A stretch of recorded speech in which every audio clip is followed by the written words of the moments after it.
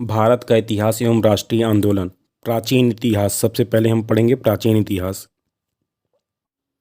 पशुपालन का प्रारंभ मध्य पाषाण काल में हुआ। पशुपालन के साक्ष्य भारत में आदमगढ़, होशंगाबाद मध्य प्रदेश तथा बागौर, भीलवाड़ा राजस्थान से प्राप्त हुए।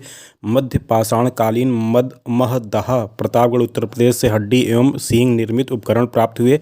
भारत में मानव का सर्वप्रथम साक्ष्य मध्य प्रदेश के पश्चिमी नर्मदा क्षेत्र से मिला। नर्मदा क्षेत्र की खोज वर्ष 1982 ईस्वी में की गई थी। मानव कंकाल के साथ कुत्ते का कंकाल बुर्ज होम जम्मू कश्मीर से प्राप्त हुआ।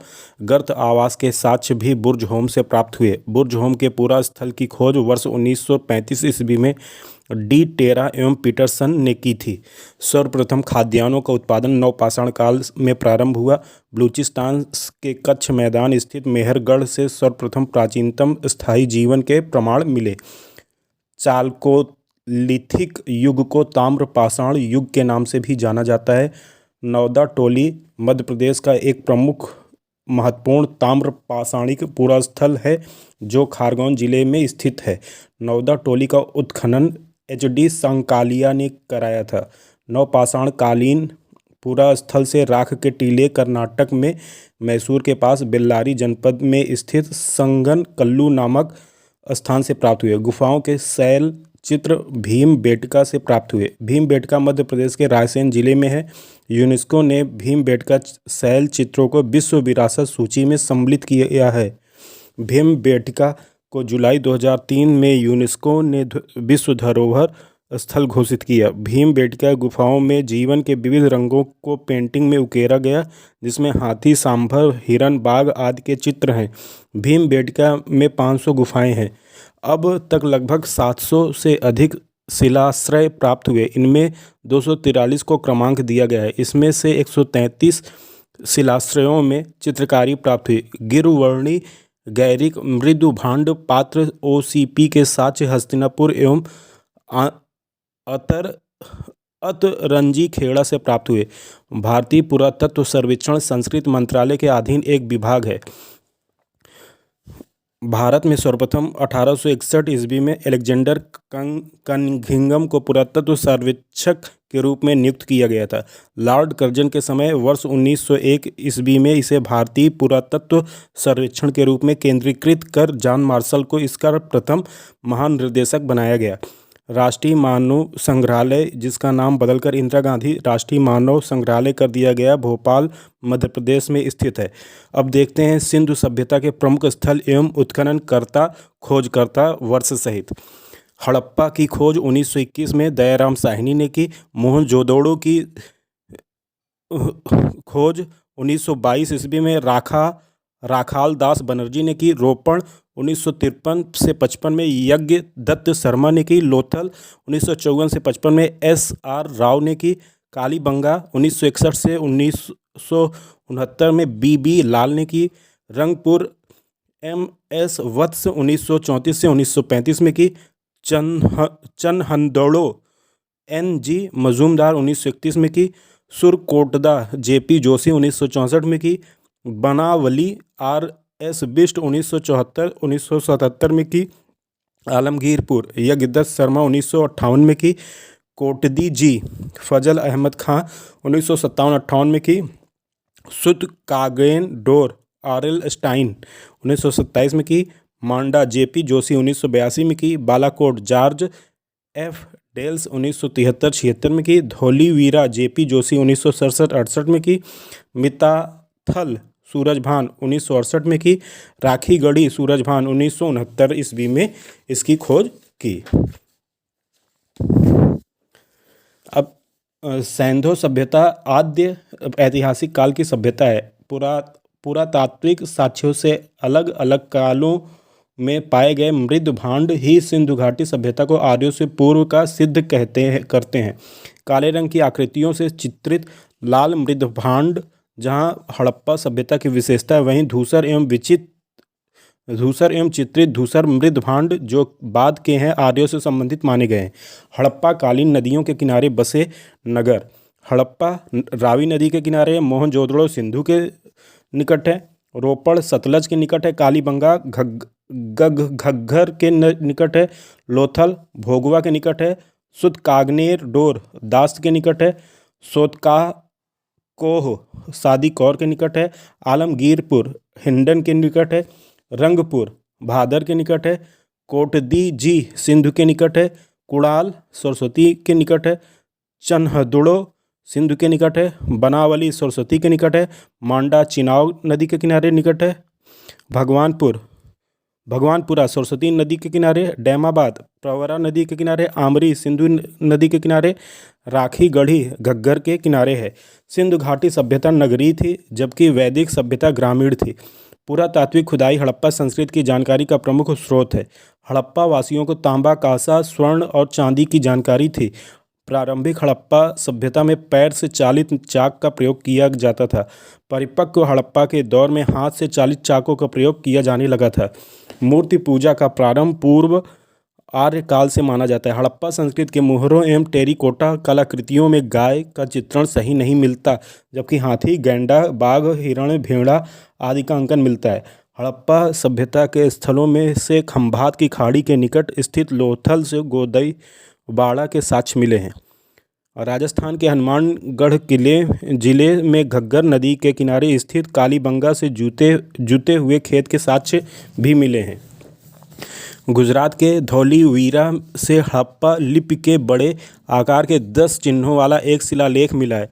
हरियाणा के फतेहाबाद जिले में स्थित बनावली से पकी मिट्टी की बनी हुई हल्की प्रतिकृति मिली है। सैंधव सभ्यता के महान स्नानागार के साक्ष्य मोहनजोदड़ो से प्राप्त हुए हैं। सैंधव सभ्यता कांस्ययुगीन सभ्यता थी तथा यहाँ के लोग लोहे से परिचित नहीं थे। राखी गढ़ी हरियाणा के हिसार जिले में घग्गर नदी पर स्थित है।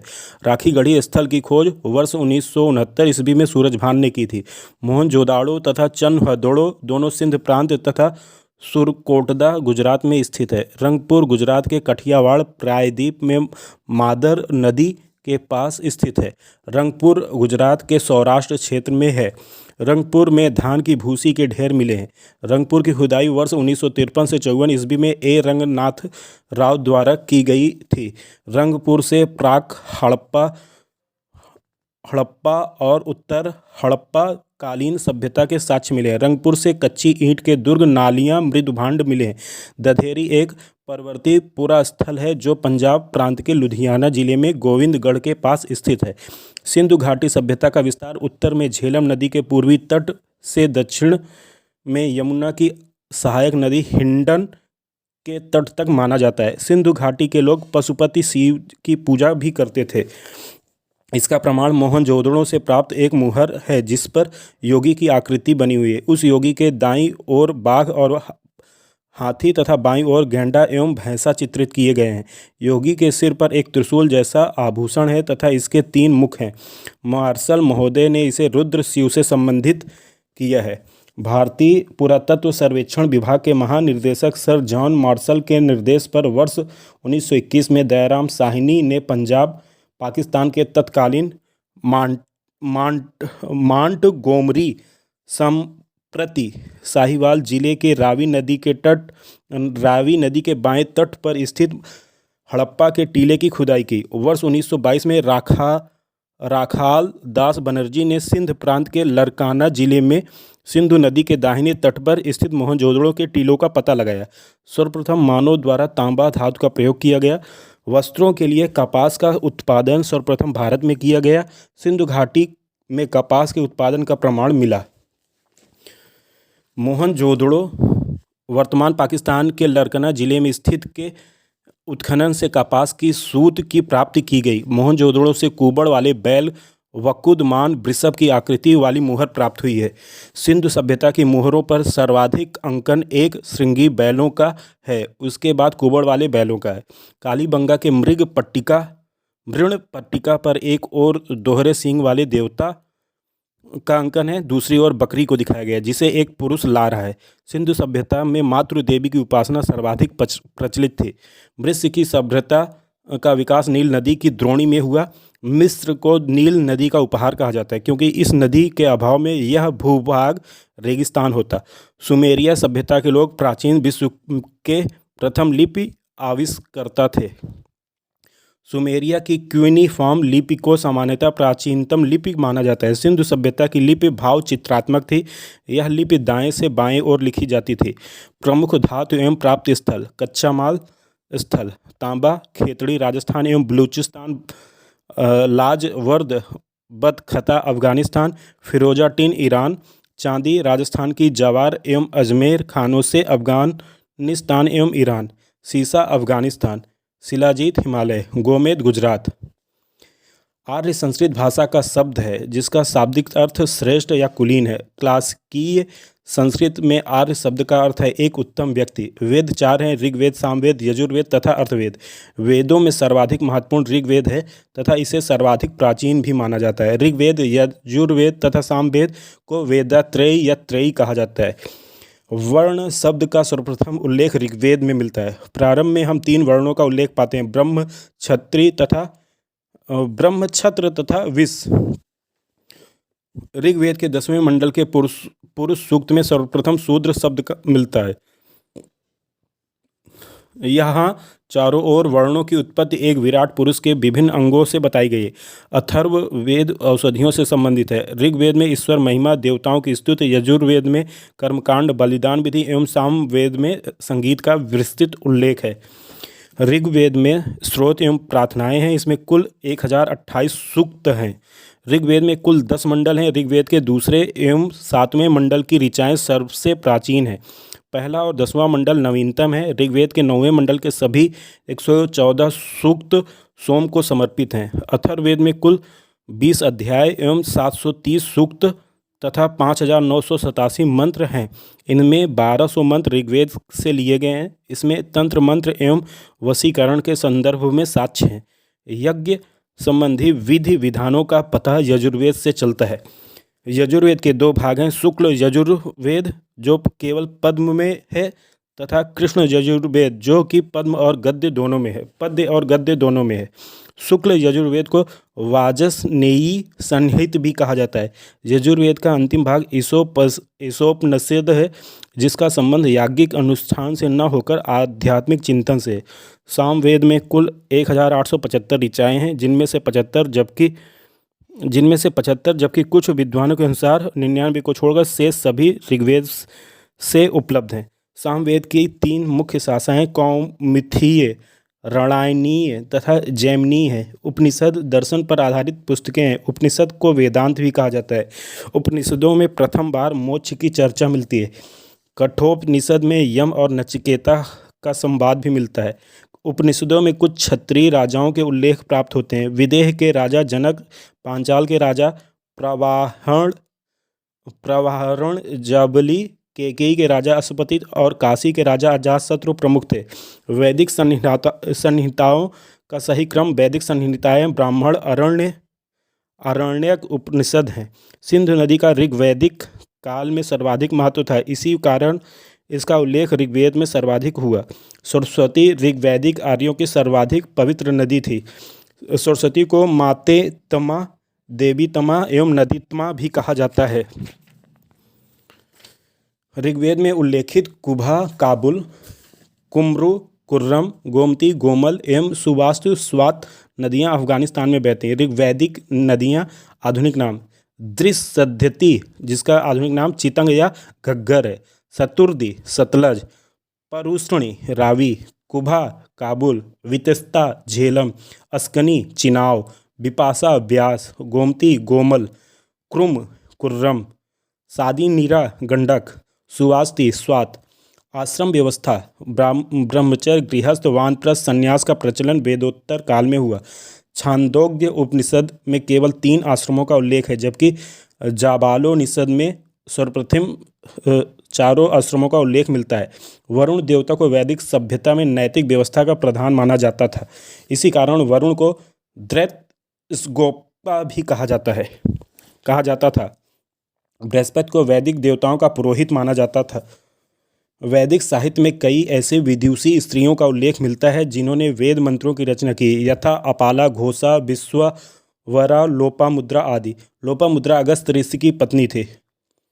वैदिक काल में सोने के हार को निष्क कहा जाता था। बौद्ध जातक में 3 प्रकार के स्वर्ण सिक्कों का उल्लेख मिलता है: प्रथम क्रम में निसाका, दूसरे क्रम में सुवर्ण और तीसरे क्रम में मसाका है। 1400 ईस्वी पूर्व के बोगज कोई एशिया नगर माइनर के अभिलेख में ऋग्वैदिक काल के देवताओं इंद्र, वरुण, मित्र तथा नासत्य का उल्लेख मिलता है। बाल गंगाधर तिलक ने आर्यों के आदि देश के बारे में लिखा था। सतपथ ब्राह्मण यजुर्वेद का ब्राह्मण है। पुरुष मेध का उल्लेख सतपथ ब्राह्मण में हुआ है। गोत्र शब्द का सर्वप्रथम उल्लेख ऋग्वेद में हुआ था। ऋग्वैदिक काल में यज्ञ की प्रधानता थी। 10 राग युद्ध का उल्लेख ऋग्वेद के 7वें मंडल में है, जो 10 राजाओं का युद्ध परुष्णी नदी, आधुनिक रावी नदी के तट पर लड़ा गया, जिसमें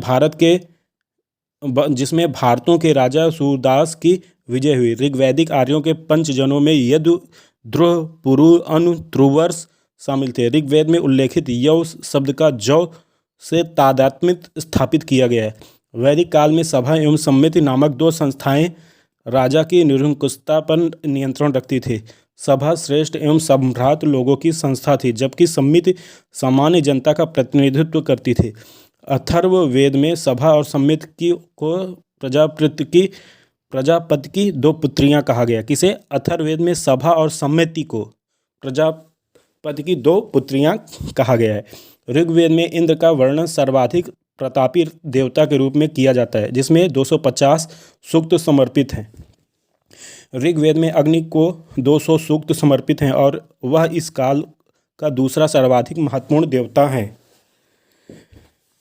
तीसरा स्थान वरुण का है, जो समुद्र का देवता है एवं ऋतु का नियामक माना जाता है। गायत्री मंत्र ऋग्वेद में उल्लेखित है। इसमें इसके रचनाकार विश्वामित्र हैं।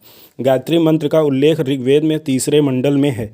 पुराणों की संख्या 18 है। पुराणों की संख्या लोम हर्ष ऋषि तथा उनके पुत्र उग्र सर्वा द्वारा की गई है। पुराणों में भविष्य काल शैली में कलयुग के राजाओं का विवरण मिलता है। सत्यमेव जयते शब्द मुंडोको उपनिषद से लिया गया है, जिसका अर्थ है सत्य की ही विजय होती है। यह भारत के राज चिन्ह पर भी अंकित है। ऋग्वेद की मूल लिपि ब्राह्मी थी। ऐतरेय तथा कौशिकी ऋग्वेद के 2 ब्राह्मण ग्रंथ हैं। वैदिक काल में गाय को अघन्या न मारे जाने वाला कहा जाता था। गौतम ऋषि का जन्म कपिलवस्तु के निकट लुम्बिनी में 563 ईस्वी पूर्व हुआ था। बुद्ध के पिता शुद्धोधन शाक्य गण के प्रधान थे तथा माता माया देवी कोली गणराज्य कोली वंश की कन्या थे।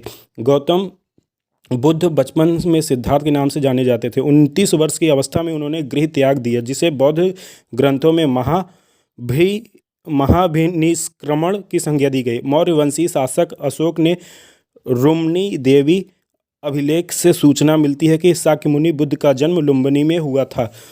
महात्मा बुद्ध ने अपना पहला उपदेश सारनाथ में दिया। इस प्रथम उपदेश को धर्म चक्र परिवर्तन कहा जाता है।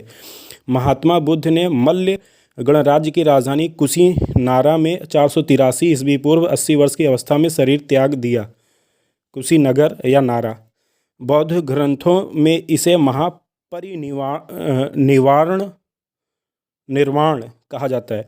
6 वर्षों की कठिन तप साधना के तत्पश्चात 35 वर्ष की अवस्था में वैशाख पूर्णिमा की रात्रि को एक पीपल वृक्ष के नीचे गौतम को ज्ञान प्राप्त हुआ। ज्ञान प्राप्ति के बाद बुद्ध कहलाए। बुद्ध के सबसे अधिक शिष्य कौशल राज्य में हुए थे। महात्मा बुद्ध वत्सराज उदयन के शासनकाल में कौसंबी आए थे। प्रथम बौद्ध परिषद बुद्ध की मृत्यु के तत्काल बाद राजगृह की सप्तपाणी गुफा में हुई। अजातशत्रु महात्मा बुद्ध के समकालीन शासक थे। प्रथम बौद्ध संगीत की अध्यक्षता महाकश्यप ने की। द्वितीय बौद्ध संगीत का आयोजन कालोस्को शिशुनाग वंशी के शासनकाल में बुद्ध की मृत्यु के 100 वर्ष बाद वैशाली में किया गया। तृतीय बौद्ध संगति मौर्य सम्राट अशोक के शासनकाल में पाटलिपुत्र में हुई। मोगल पुत्र तिस्म तृतीय बौद्ध संगीत के अध्यक्ष थे। चतुर्थ बौद्ध संगति कनिष्क के शासनकाल में कुंडल वन कश्मीर में संपन्न हुई। इसकी अध्यक्षता वासुमित्र एवं उपाध्यक्षता अश्वघोष ने की थी। देवदत्त बुद्ध का चचेरा भाई था। बौद्ध सभाएं। सभा समय स्थान अध्यक्ष राजा।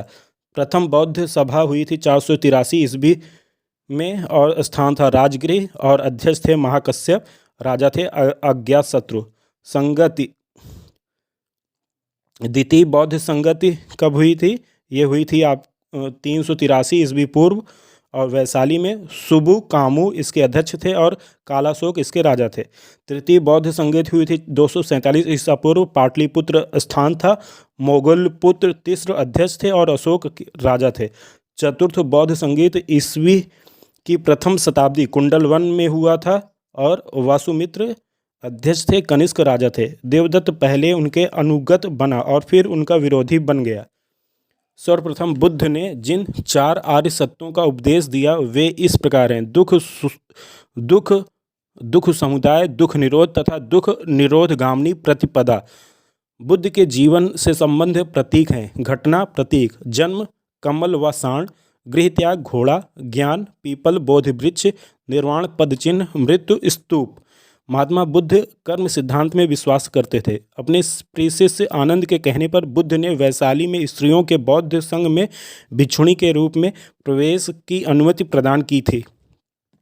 बौद्ध संघ में सर्वप्रथम शामिल होने वाली स्त्री महाप्रजापति गौतमी थी। त्रिपिटक बौद्ध ग्रंथों में सर्वाधिक महत्वपूर्ण है। बुद्ध की मृत्यु के बाद उनकी शिक्षाओं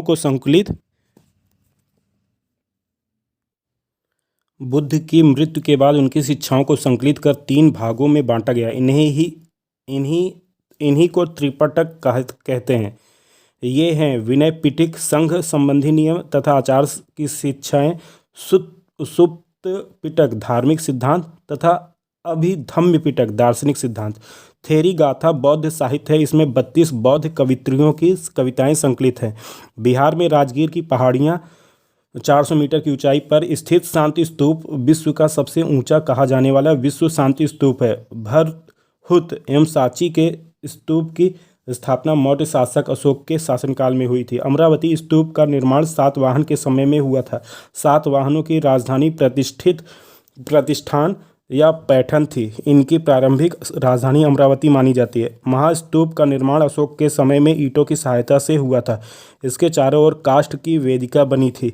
शुंग काल में उसे पाषाण पट्टिकाओं से जड़ा गया था तथा वेदिका भी पत्थर की ही बनाई गई थी। सातवाहन युग में वेदिका के चारों दिशाओं में 4 तोरण लगा दिए गए। बौद्ध दर्शन में क्षणिकवाद को स्वीकार किया गया। गौतम बुद्ध को एशिया के ज्योतिपुंज के तौर पे जाना जाता है। गौतम बुद्ध के जीवन पर एडविन अर्नल्ड ने लाइट ऑफ एशिया नामक काव्य पुस्तक की रचना की थी। यह लंदन में 1879 ईस्वी में प्रकाशित हुई। लाइट ऑफ एशिया पुस्तक ललित विस्तार के विषय वस्तु पर आधारित है। कुषाण काल में ही गांधार एवं मथुरा कली शैली के तहत बुद्ध एवं बौद्ध सत्वों की बहुसंख्यक मूर्तियों का बैठी एवं खड़ी स्थिति में निर्माण हुआ। भूमि स्पर्श मुद्रा की सारनाथ की बुद्ध मूर्ति गुप्त काल से संबंधित है।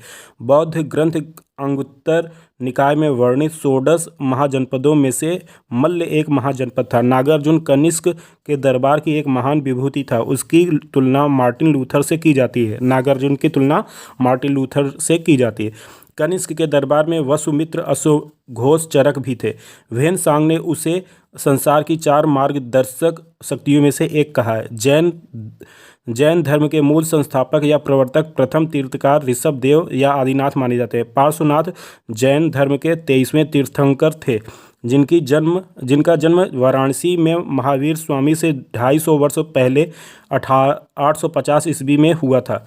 महावीर स्वामी का जन्म कुंडग्राम या कुंडलपुर में वैशाली के निकट लगभग 599 ईस्वी पूर्व में हुआ था। महावीर की माता त्रिशला वैशाली के लिच्छवी गणराज्य के प्रमुख चेटक की बहन थी तथा पिता सिद्धार्थ ज्ञात्रिक क्षत्रियों के संघ के प्रधान थे। उनके बड़े भाई नंदीवर्धन थे। भगवान महावीर की पत्नी का नाम यशोदा था। उनसे प्रियदर्शना नामक एक पुत्री उत्पन्न हुई।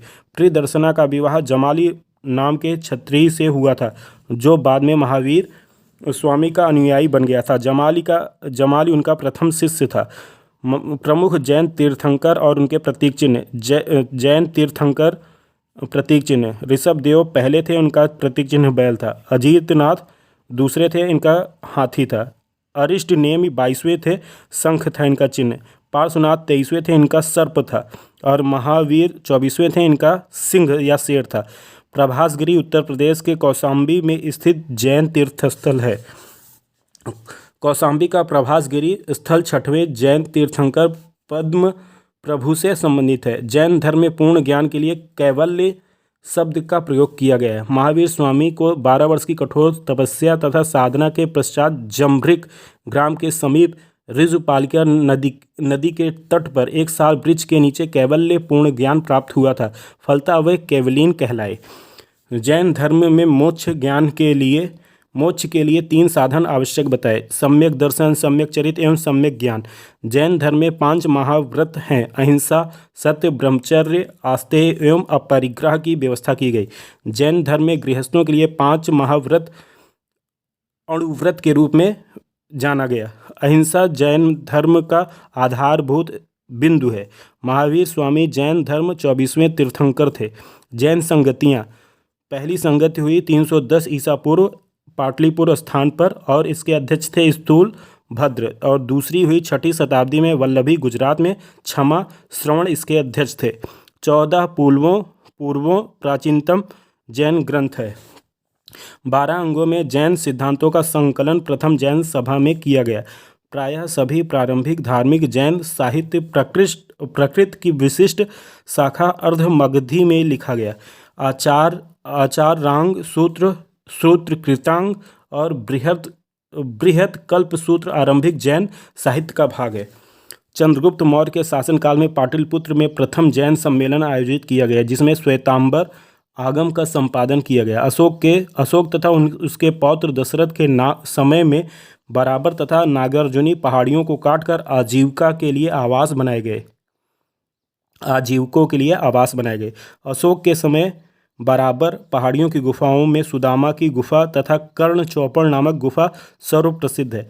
श्रवणबेलगोला कर्नाटक राज्य में स्थित है। श्रवणबेलगोला में गंग शासक रचमल के शासनकाल में चामुंड राय नामक मंत्री ने लगभग 981 ईस्वी में बाहुबली गोमट की विशालकाय जैन मूर्ति का निर्माण कराया।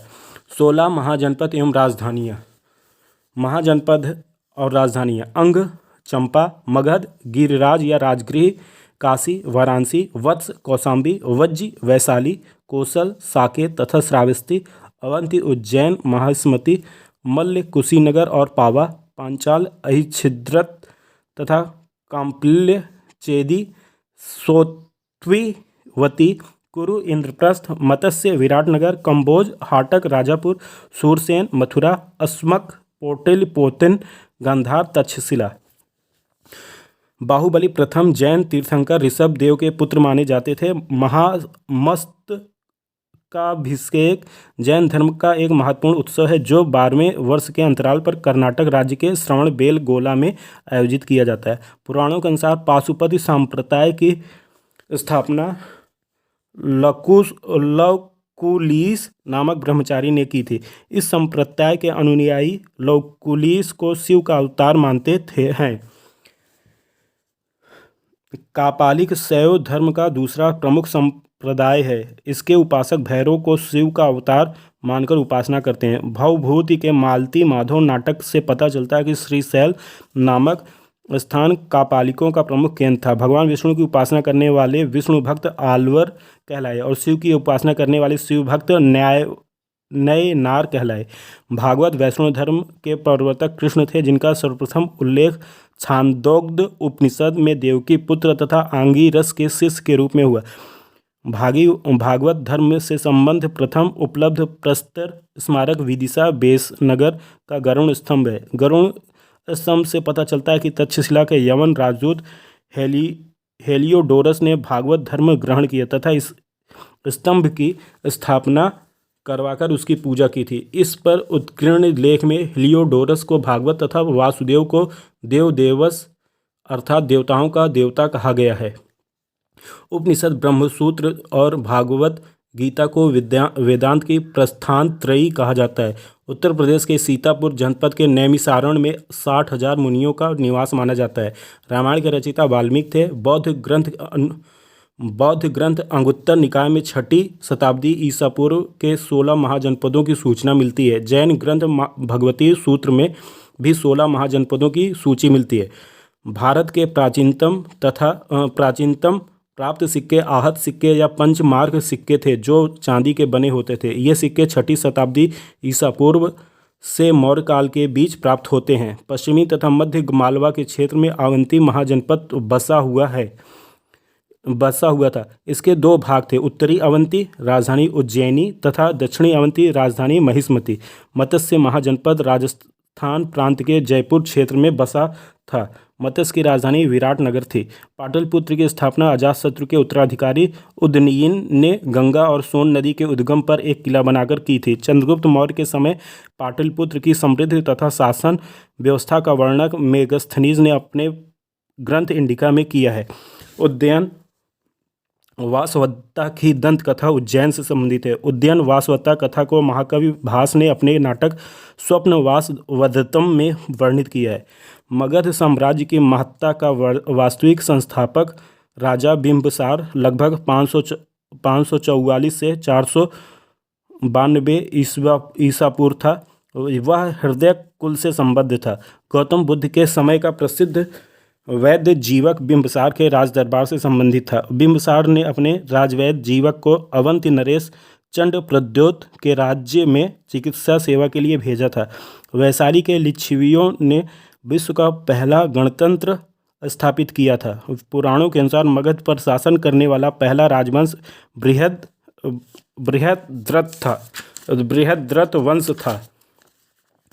मगध का शासक अजातशत्रु 492 से 460 ईसा पूर्व अपने पिता हर्यक वंश के संस्थापक बिंबिसार की हत्या कर राजगद्दी पर बैठा था। पुराणों के अनुसार मगध नरेश शिशुनाग ने अवंती नरेश चंड प्रद्योत को पराजित कर अवंती मालवा को मगध साम्राज्य में मिला लिया। पुराणों के अनुसार नंद वंश का संस्थापक महापद्म नंद एक शूद्र शासक था।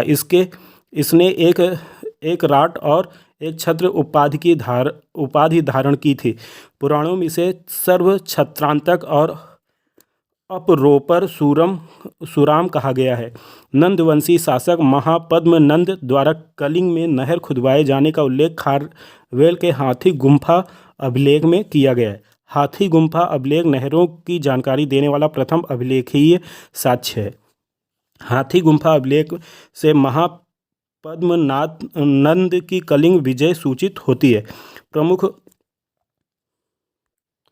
प्रमुख भारतीय विद्वान एवं उनके संरक्षक: हरिसेन, संरक्षक समुद्रगुप्त; कौटिल्य, चंद्रगुप्त; अश्वघोष, कनिष्क; नागार्जुन, कनिष्क; चरक, कनिष्क; बाणभट्ट, हर्षवर्धन; चंद्रबरदाई, पृथ्वीराज रासो; कालिदास, चंद्रगुप्त, विक्रमादित्य। हाथी गुम्फा अभिलेख में जैन भिक्षुओं को ग्राम दान में जाने का उल्लेख है। पूर्व या पोरस का राज्य झेलम और चिनाब नदी के बीच बसा हुआ था। सिकंदर ने झेलम नदी के तट पर पुरु को पराजित किया, परंतु उसकी वीरता से प्रभावित होकर सिकंदर ने उसे अपना मित्र बना लिया और उसे अपना राज्य और कुछ नए इलाके प्रदान किए। मौर्य राजवंश 323 ईस्वी से लेकर 184 ईसा पूर्व तक था।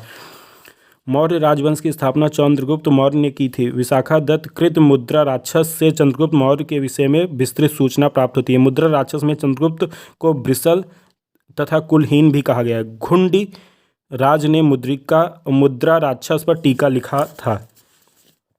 विलियम जोन्स पहले विद्वान थे जिन्होंने सैंडोकोट्स की पहचान मौर्य शासक चंद्रगुप्त मौर्य से की। एरियन तथा प्लूटार्क ने चंद्रगुप्त मौर्य को एंड्रोकोट्स के रूप में वर्णित किया है। प्रमुख भारतीय शासक तथा उनकी उपाधियाँ: भारतीय शासक बिंदुसार। उपाधियाँ थी अमित्रघात, अशोक, देव नाम प्रियदर्शी, समुद्रगुप्त, कृतांत परशु, चंद्रगुप्त प्रथम, महाराज धीराज, चंद्रगुप्त द्वितीय, विक्रमादित्य, हर्षवर्धन, शिलादित्य, कनिष्क, देवपुत्र। जस्टिन ने सैंड्रोकोट्स, चंद्रगुप्त मौर्य और सिकंदर महान की भेंट का उल्लेख किया। कौटिल्य चाणक्य द्वारा मौर्य काल में रचित अर्थशास्त्र शासन के सिद्धांतों की पुस्तक है। अर्थशास्त्र में 15 अभिकरण हैं। अर्थशास्त्र में राज्य के सप्तांग सिद्धांत, राजा, अमात्य, जनपद, दुर्ग, कोष, दंड एवं मित्र की सर्वप्रथम व्याख्या मिलती है। बिहार में पटना पाटलिपुत्र के समीप बुलंदी बाग एवं कुम्भहार में की गई खुदाई से मौर्य काल के लकड़ी के विशाल भवनों के अवशेष प्रकाश में आए। प्रमुख राजवंश संस्थापक और राजधानियाँ। हर्यक वंश बिंबिसार संस्थापक थे, राजगिरी राजधानी थी। मौर्य वंश चंद्रगुप्त मौर्य, पाटलिपुत्र राजधानी। शुंग वंश पुष्यमित्र शुंग, पाटलिपुत्र राजधानी। सातवाहन सुमुख, प्रतिष्ठान राजधानी। गुप्त वंश श्रीगुप्त, पाटलिपुत्र राजधानी। वर्धन पुष्यभूति, थानेश्वर राजधानी। गढ़वाल चंद्रदेव संस्थापक, कन्नौज राजधानी। पल्लव वंश सिंह विष्णु, कांचीपुरम। राष्ट्रकूट दांती दुर्ग, मान्यखेट। चंद्रगुप्त मौर्य ने दक्षिण भारत की विजय प्राप्त की थी। जैन एवं तमिल साक्ष्य भी चंद्रगुप्त मौर्य की दक्षिण विजय की पुष्टि करते हैं। चंद्रगुप्त मौर्य ने सिकंदर के साम्राज्य के पूर्वी भाग के शासक सेल्यूकस की आक्रमणकारी सेना को 305 ईस्वी पूर्व में ही परास्त किया था। 269 ईस्वी में ईसा पूर्व के लगभग अशोक का राज्याभिषेक हुआ। अशोक के अभिलेखों में सर्वत्र उसे देवाना पियदासी कहा गया, जिसका अर्थ है देवताओं का प्रिय या दिखने में सुंदर। पुराणों में उसे अशोकवर्धन कहा गया। दशरथ भी अशोक की तरह देवानाम पी की उपाधि धारण करता था। अशोक के अभिलेखों में रज्जुक नामक अधिकारी का उल्लेख मिलता है। रज्जुकों की स्थिति आधुनिक जिलाधिकारी जैसी थी, जिसे राजस्व एवं न्याय दोनों क्षेत्र अधिकार प्राप्त थे।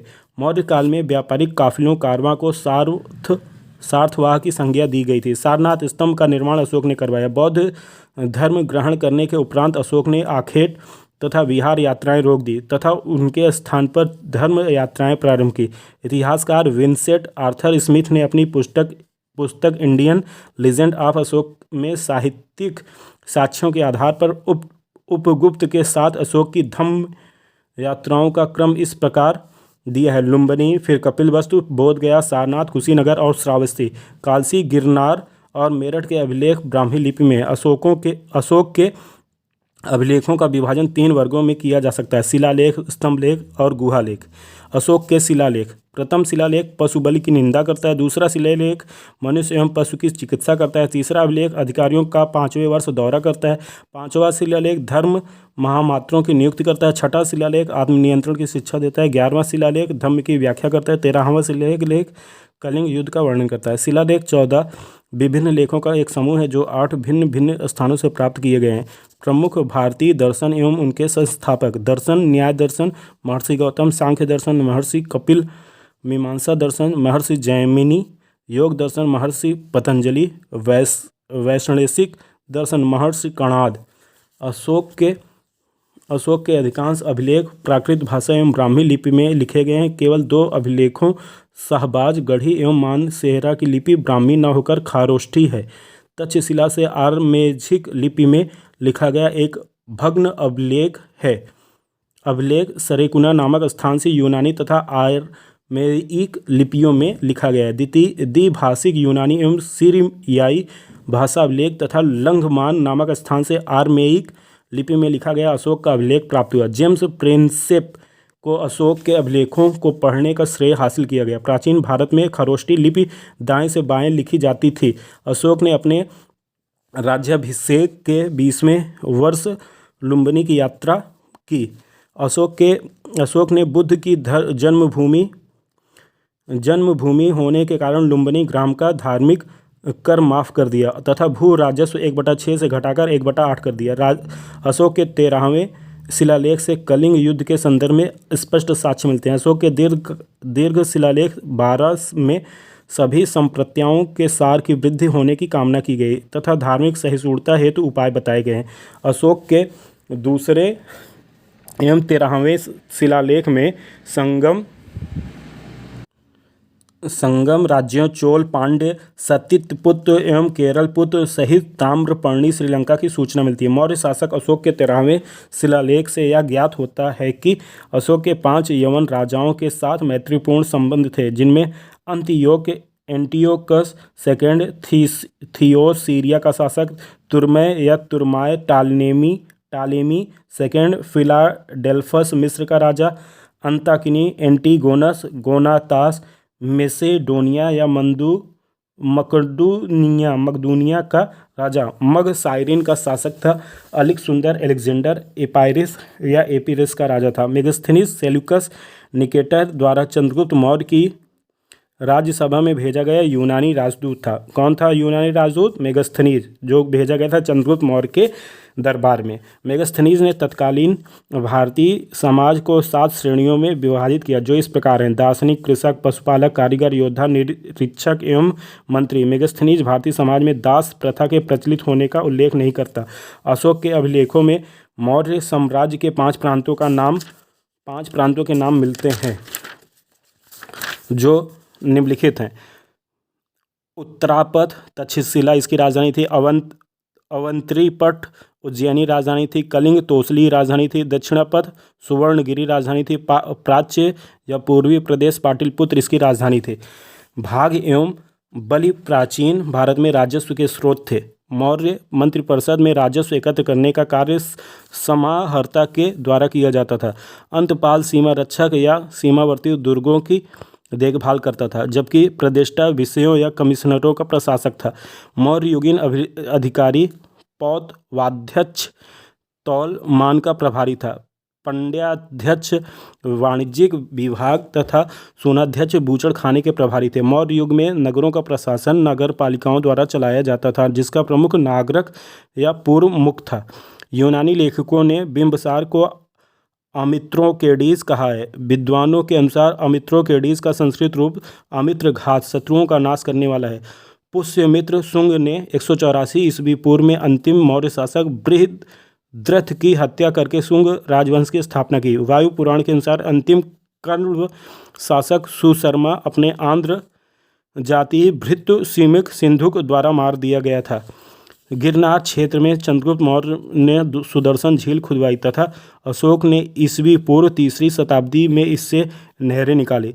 शक क्षत्रप रुद्रदामन के जूनागढ़ अभिलेख के इन दोनों के कार्यों का वर्णन है। गुप्तोत्तर काल के मंदिर एवं निर्माणकर्ता: पुरी का जगन्नाथ मंदिर अनंत वर्मन चोड़गंग ने किया था। कोणार्क का सूर्य मंदिर नरसिंह देव प्रथम ने किया था। कंदरिया महादेव का मंदिर धंगदेव चंदेल ने किया था। कैलाश मंदिर एलोरा कृष्ण प्रथम ने किया था। एलिफेंटा की गुहा मंदिर राष्ट्रकूटों ने किया था। तट मंदिर मामल्लपुरम नरसिंह वर्मन द्वितीय ने किया था। कैलाश मंदिर कांची नरसिंह वर्मन द्वितीय ने किया था। बृहदेश्वर मंदिर तांजौर राजराज प्रथम ने किया था। मुक्तेश्वर मंदिर कांची नंदी वर्मन द्वितीय ने किया था। बैकुंठ पेरुमल मंदिर नंदी वर्मन द्वितीय ने किया था। महाबलीपुर के एकास्मक रथ नरसिंह वर्मन प्रथम ने किया था। स्टैटो सेकंड ने शीशे के सिक्के जारी किए थे। उत्तर पश्चिम भारत में स्वर्ण सिक्कों का प्रचलन इंडो ग्रीक हिंद यवन राजाओं ने करवाया था, जबकि इन्हें नियमित एवं पूर्ण रूप से प्रचलित करवाने का श्रेय कुषाण शासकों को जाता है। कुषाण यूची काबिले से संबंधित थे। कुषाण शासक कनिष्क के सिक्कों पर बुद्ध का अंकन मिलता है। कुषाण शासकों में बिम कडफेसस ने सर्वप्रथम सोने के सिक्के जारी किए थे। कनिष्क के सारनाथ बौद्ध अभिलेख की तिथि 81 ईस्वी है। भारत में राष्ट्रीय कैलेंडर के रूप में शक संवत को अपनाया गया। शक संवत का प्रारंभ 78 ईस्वी में कनिष्क ने किया था। अश्वघोष कनिष्क के राज कवि थे। सौदरानंद बुद्धचरित तथा सारिपुत्र प्रकरण अश्वघोष की प्रमुख रचनाएं हैं।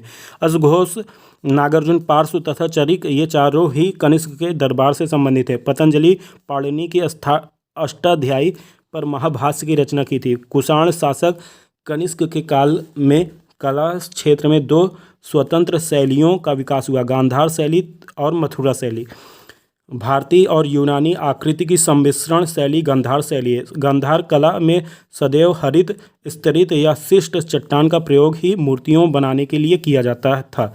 कुषाण काल प्रथम शती में बाल विवाह की प्रथा प्रारंभ हुई थी। शुंग वंश का अंतिम राजा देवभूति अपने अमात्य वासुदेव के षड्यंत्रों द्वारा मार डाला गया। वासुदेव ने जिस नवीन राजवंश की नींव डाली वह कण्व या कण्वयान नाम से जाना जाता है। 7 वाहनों की वास्तविक राजधानी प्रतिष्ठान या पैठन में अवस्थित थी। पुराणों में इस राजवंश को आंध्रमृत या आंध्र जाति कहा गया है। कलिंग का चेदी वंशीय शासक खारवेल प्राचीन भारतीय इतिहास के महानतम सम्राटों में से एक था।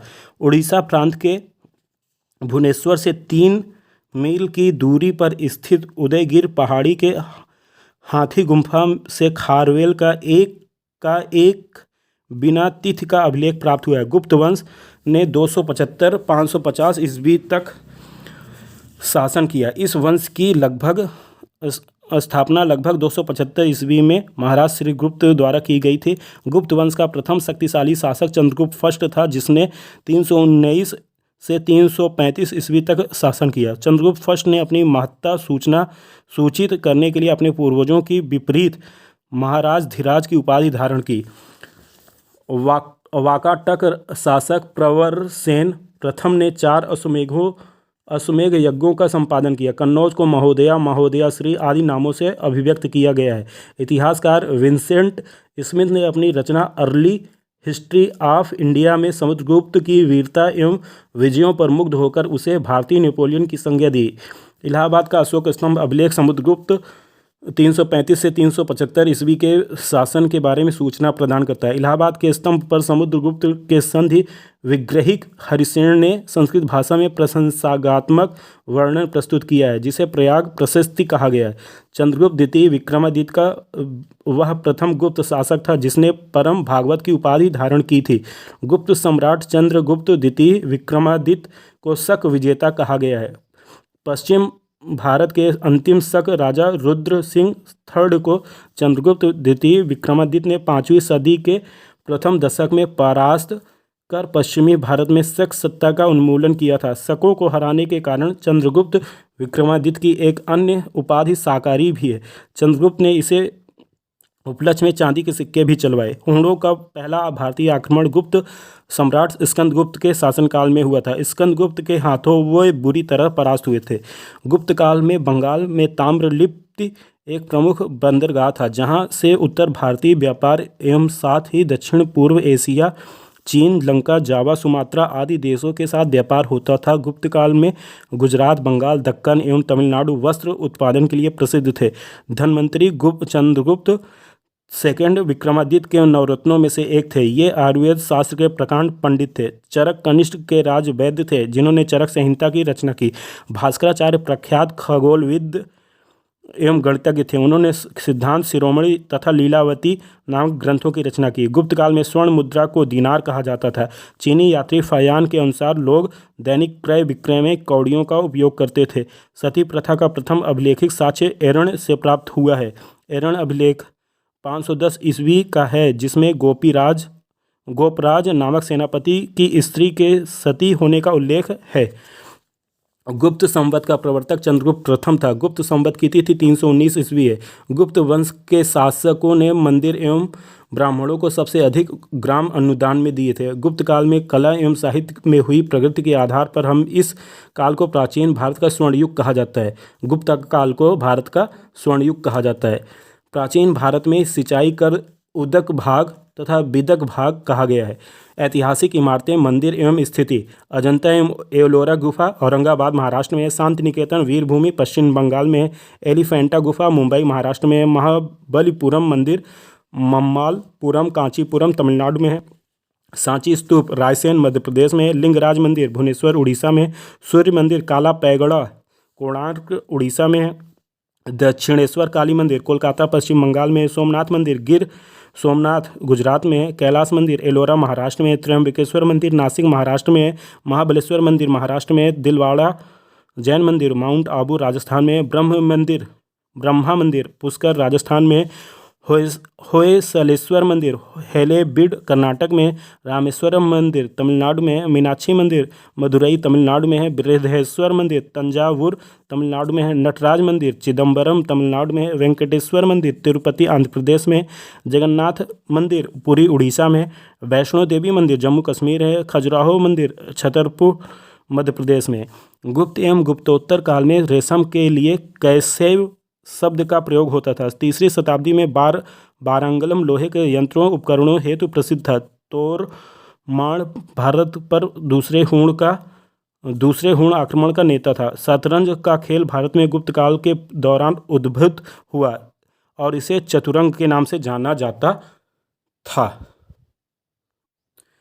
भारत से यह ईरान एवं तत्पश्चात यूरोप में पहुंचा। महर्षि कपिल ने सांख्य दर्शन का प्रतिपादन किया था। महर्षि पतंजलि को योग दर्शन का संस्थापक आचार्य माना जाता है। न्याय दर्शन का प्रवर्तन गौतम ने किया, जिन्हें अच्छपाद भी कहा जाता है। गुर्जर जाति का प्रथम उल्लेख पुलिकेशन द्वितीय के ऐहोल कर्नाटक लेख में हुआ है। ऐहोल अभिलेख 634 ईस्वी में प्राप्त हुआ है। यह संस्कृत काव्य में लिखा गया है। ऐहोल अभिलेख जैन कवि रवि कीर्ति द्वारा रचित है। गुर्जर प्रतिहार वंश का संस्थापक नागभट्ट प्रथम 730 से 756 ईस्वी था। राष्ट्रकूट वंश की स्थापना 736 ईस्वी में दंती दुर्ग ने की।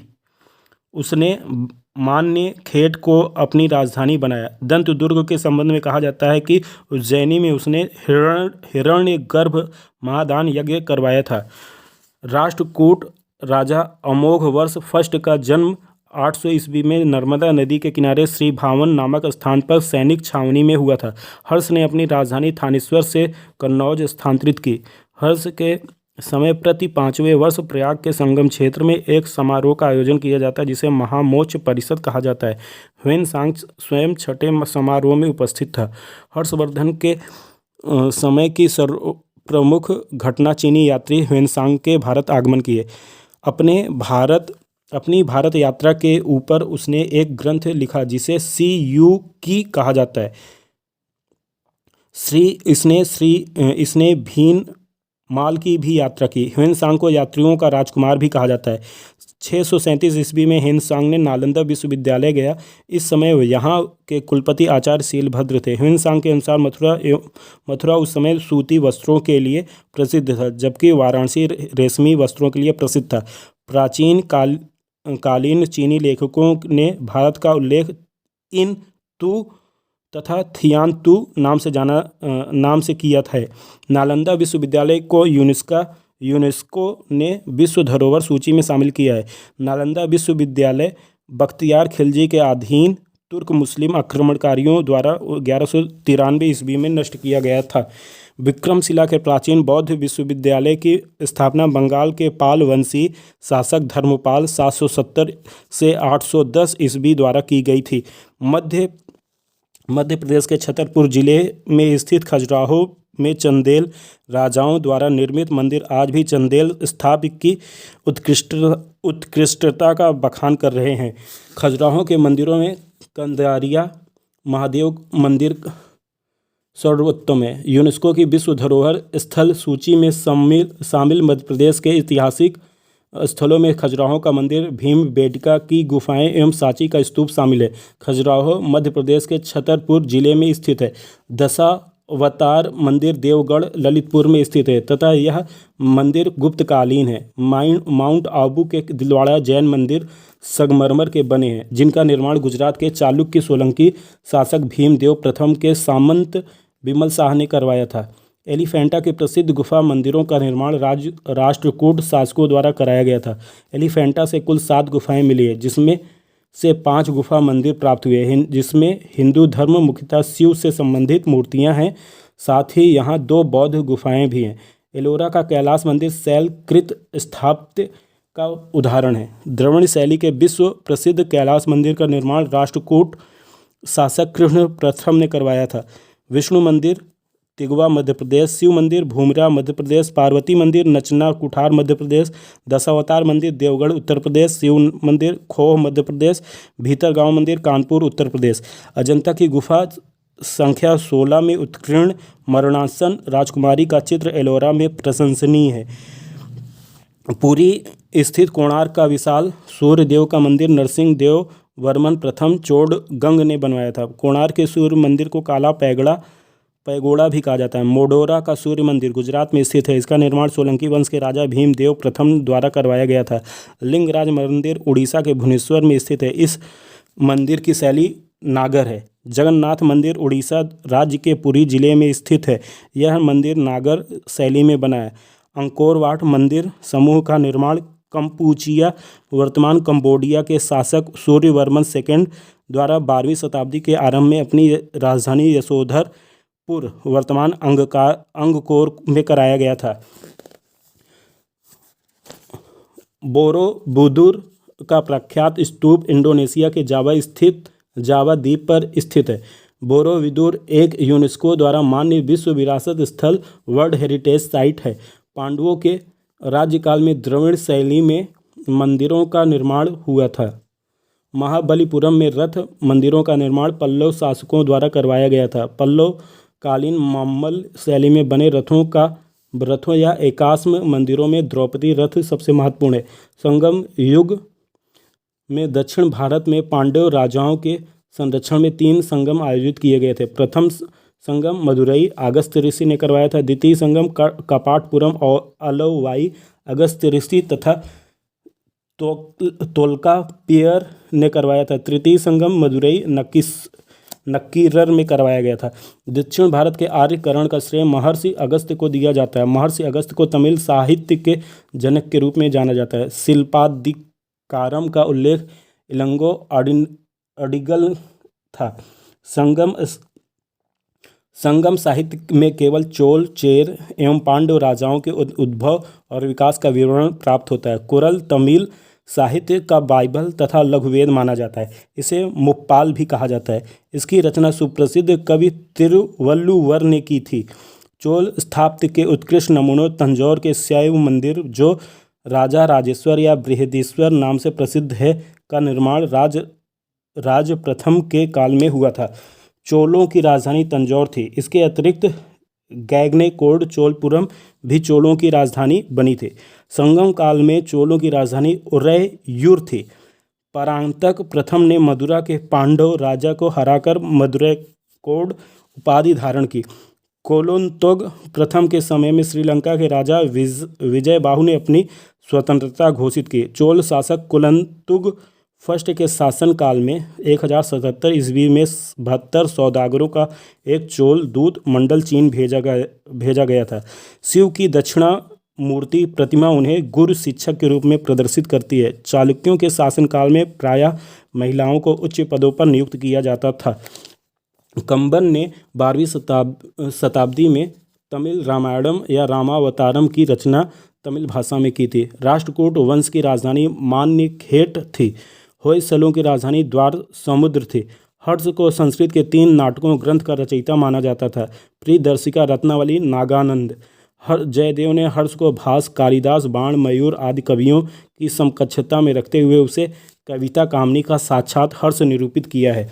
प्रमुख लेखक एवं उनकी रचनाएं। लेखक सर्ववर्मा की रचनाएं कातंत्र, भारवी, कीर्तार्जुनम, राजशेखर, कर्पूर मंजरी, चंद्रबरदाई, पृथ्वीराज रासो, विशाखा दत्त, देवी चंद्रगुप्तम, जयानक, पृथ्वीराज विजय, सारंगदेव, हमीर रासो, विल्हड़, विक्रमादेव चरित।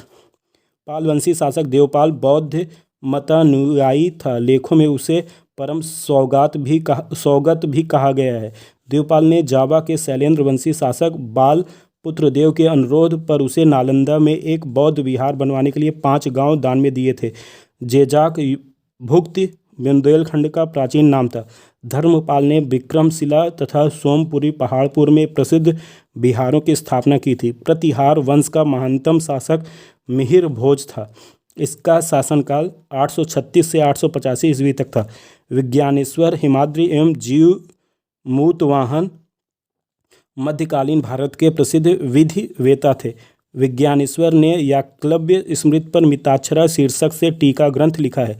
जीवमूतवाहन ने दायभाग नामक ग्रंथ की रचना की।